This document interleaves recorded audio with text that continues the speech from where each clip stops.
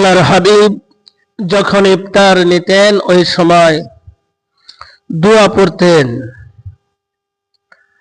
রাহাবান যামাউ আবতাল্লাতিল উরুক ওয়াসাবাতাল আজরু ইনশাআল্লাহু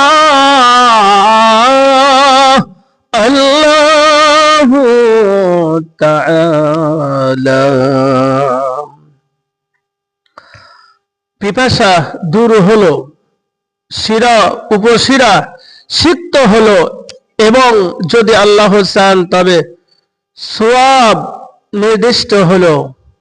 আলহামদুলিল্লাহ, এই দোয়াটা আমরা বেশি বেশি করে আমরা পড়ব। যখন ইফতার করতেন তখন রাসূলুল্লাহ সাল্লাল্লাহু আলাইহি ওয়াসাল্লাম এই দোয়া পড়তেন।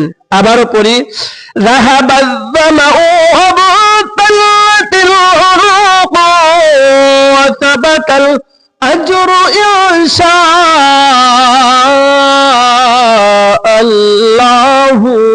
তাআলা।